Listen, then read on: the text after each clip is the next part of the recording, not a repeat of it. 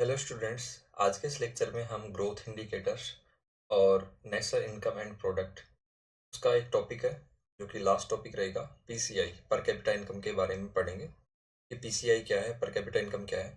तो चलिए इसको समझते हैं बिल्कुल आसान भाषा में। पर कैपिटा इनकम को बेटा हिंदी में बोला जाता है प्रति व्यक्ति आय, मतलब पर व्यक्ति की आय।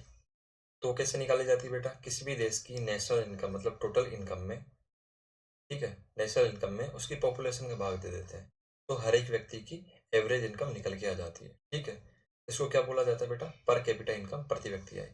किसी भी देश के लोगों को मिलने वाले आर्थिक कल्याण के बारे में पता लगाने के लिए राष्ट्रीय आय से जुड़ी सभी अवधारणाओं में पीसीआई को सर्वाधिक महत्व दिया जाता है कि किसी देश में लोगों को मिलने वाला आर्थिक कल्याण, ठीक है, वो कितना है। तो उसके बारे में पता लगाने के लिए बेटा जितनी भी राष्ट्रीय आय की अवधारणाएं, जीडीपी, जीएनपी, एनएनपी, सभी में सबसे बेस्ट क्या है बेटा? Per capita income. ठीक है, उन सभी अवधारणाओं में पर कैपिटा इनकम सबसे बेटर अवधारणा है। किसके लिए? आर्थिक कल्याण का पता करने के लिए, किसी देश में लोगों के आर्थिक कल्याण का पता करने के लिए। तो कई बार इसके बारे में इंपॉर्टेंट फैक्ट ये है पर कैपिटा इनकम के बारे में कि कई बार राष्ट्रीय आय या जीडीपी, जीडीपी, ठीक है, उसी का कन्वर्टेड फॉर्म राष्ट्रीय आय होता है कि कुल मात्रा अधिक होने के बावजूद यह हो सकता है कि लोगों के कल्याण का स्तर कम हो। क्या हो सकता है बेटा? कई बार यह हो सकता है कि कल्याण का स्तर कम हो, जबकि क्या हो कि राष्ट्रीय आय, जीडीपी की कुल मात्रा अधिक हो, फिर भी क्या हो सकता है? कल्याण का स्तर कम हो सकता है। ठीक है, ऐसा कैसे होता है बेटा? इधर देखिए, ऐसा इस तरीके से होता है जैसा कि भारत में यह देखने को मिलता है। क्या देखने को मिलता है कि भारत में क्या देखने को मिलता है कि नेशनल इनकम, राष्ट्रीय आय तो ज्यादा है, लेकिन उसके बावजूद लोगों के कल्याण का स्तर मतलब लोगों की पर कैपिटा इनकम कम है। भारत दुनिया की तीसरी, भारत, इसको हाईलाइट करना है, भारत दुनिया की तीसरी सबसे बड़ी अर्थव्यवस्था है। किसके हिसाब से बेटा? क्रय शक्ति के हिसाब से। तो पीपीपी क्या होता है? पर क्रय शक्ति को मैंने ट्रिपल पी मतलब जो भी है उसको मैंने अलग से लेक्चर बना के समझाया, तो आप देख सकते हैं यहाँ पे।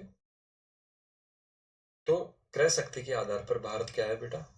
परचेजिंग पावर पैरिटी के हिसाब से दुनिया की थर्ड लार्जेस्ट इकोनॉमी है। ठीक है बेटा, वैसे शायद अभी फोर्थ फिफ्थ पे चल रहा है जनरल जीडीपी के मामले में, लेकिन वैसे पर कैपिटा इनकम के मामले में क्या है बेटा? क्रय शक्ति के आधार पर तीसरी सबसे बड़ी इकोनॉमी है दुनिया में अभी करंट में। ये डेटा बेटा चेंज होते रहेगा, तो आप अपने अनुसार अपडेट करते रहिएगा।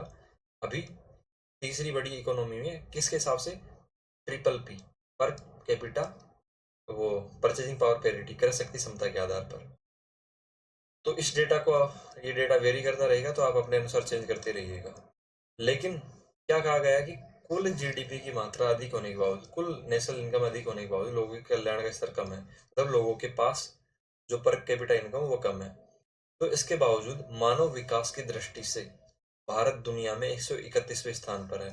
जो ह्यूमन डेवलपमेंट इंडेक्स लॉन्च मतलब जो जारी होता है, ठीक है बेटा, यूएनडीपी के द्वारा, तो उसमें 131वें स्थान पर है भारत, जबकि उसकी जीडीपी, वो अर्थव्यवस्था है, तीसरे नंबर पर है परचेजिंग पावर पैरिटी के हिसाब से।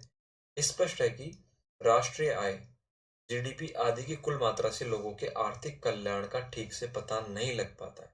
तो इससे क्या क्लियर हो रहा है कि यदि हम राष्ट्रीय आय, नेशनल इनकम ले, जीडीपी ले, ठीक है, इन सभी से लोगों के आर्थिक कल्याण के बारे में पता नहीं चलता, क्योंकि इस हिसाब से तो हमारा देश तीसरे नंबर पर था, लेकिन लोगों का आर्थिक कल्याण के हिसाब से फिर भी क्या नाम है, मानव विकास सूचकांक, मानव विकास की दृष्टि से जो ह्यूमन डेवलपमेंट इंडेक्स है उसमें 131वां स्थान है, और वैसे जीडीपी के आधार पे तीसरा स्थान है पीपीपी के हिसाब से।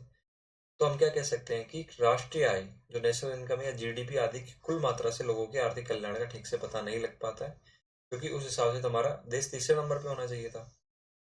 अन्य बातों के अलावा यदि किसी राष्ट्र की जनसंख्या अधिक है तो राष्ट्रीय आय, जीडीपी अधिक होते हुए भी कल्याण का स्तर कम हो सकता है। तो यही रीजन है जो कि अभी हम कह रहे थे ना कि भारत तीसरी इकोनॉमी है दुनिया की सबसे बड़ी, मतलब जो तीस थर्ड नंबर पे इकोनॉमी है पीपीपी के हिसाब से, लेकिन फिर भी लोगों के कल्याण का स्तर कम है।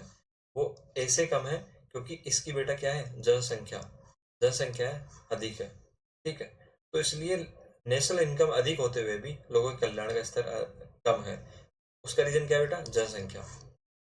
यही कारण है कि प्रति व्यक्ति आय को आर्थिक कल्याण को प्रदर्शित करने की दृष्टि से सर्वाधिक बेहतर सूचक माना जाता है, ठीक है। इसी की वजह से पीसीआई निकाला जाता है, क्योंकि पीसीआई क्या बताता है बेटा? जनसंख्या का भाग देके। तो हमारे देश की जनसंख्या ज्यादा है तो हमारी पीसीआई कम आती है। हमारी जीडीपी क्या है बेटा? अधिक है, मतलब बड़ी है, थर्ड नंबर पे है परचेजिंग पावर पेरिटी के हिसाब से, फिर भी हमारी पीसीआई कम आती है क्योंकि हमारी जनसंख्या ज्यादा है। तो जनसंख्या ज्यादा होगी तो बेटा जनसंख्या से तो भाग दिया जाता है, तो इसलिए पीसीआई क्या आ जाएगी बेटा? बेटा यहाँ पे देखा हमने, पॉपुलेशन से भाग दिया जाता है, पॉपुलेशन बढ़ेगी तो पीसीआई घटेगी, ठीक है। पॉपुलेशन बढ़ेगी तो पीसीआई घटेगी। तो इसीलिए हम सीधा सीधा जीडीपी को देख के हम पता नहीं कर सकते किस देश के लोगों का आर्थिक कल्याण ज्यादा होगा, तो इसलिए हमको पीसीआई निकालना होगा, ठीक है। तो ये सारी चीजें हमने देखी यहाँ पे। पीसीआई की खामियां क्या है, कमियां क्या है? विषमताओं का पता नहीं लगा पाता। पीसीआई बेटा एवरेज मतलब इनकम बता देता है, कि जैसे कि एक व्यक्ति की इनकम 1,000 रुपए है और एक की बेटा 1 लाख है, ठीक है। 1 लाख है तो पीसीआई तो एवरेज निकालेगा। पीसीआई तो बेटा इन दोनों का एवरेज निकाल के बताएगा पर व्यक्ति की, ठीक है। तो क्या क्या होगा? वो बताएगा इन दोनों व्यक्तियों की, अगर दो ही व्यक्ति हैं इंडिया के अंदर और एक की इनकम 1,000 है, दूसरे की 1 लाख है, तो 1 लाख का आधा 50,000, 50,500, 50,500 रुपये इनकी क्या आ जाएगी बेटा? प्रति व्यक्ति आय आ जाएगी, per capita per capita income आ जाएगी, ठीक है, प्रति व्यक्ति आ जाएगी।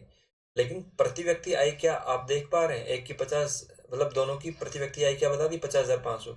लेकिन बेटा ये तो कहीं मेल ही नहीं खा रही, एक की तो 1,000 है, एक की 1 लाख है। तो कुल मिला के जो विषमताएं हैं उनका पता नहीं लग पाता, क्योंकि ये एवरेज दिखाता है।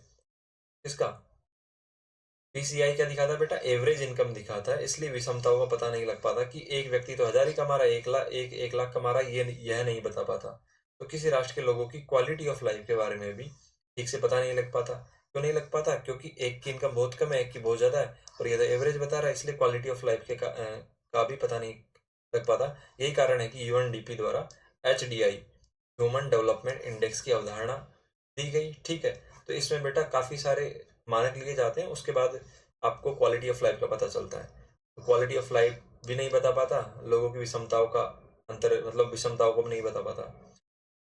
तो कुल मिला के आपको पीसीआई समझ में आ गया होगा, पीसीआई खामियां क्या है, पीसीआई क्या है।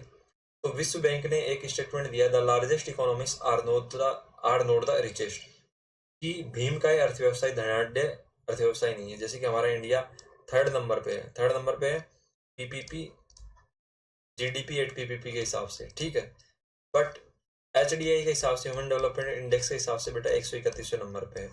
तो कुल मिला के ये कहा गया है कि भीम का ही अर्थव्यवस्था है, जो बड़ी अर्थव्यवस्था है, जरूरी नहीं है वो धनाढ्य मतलब समृद्ध हो, ठीक है। ये वर्ल्ड बैंक ने कहा। तो इतना ही था बेटा पीसीआई में। Thanks for watching, next video में मिलते हैं। और अगर आपका कोई भी कमेंट है तो आप बता देना।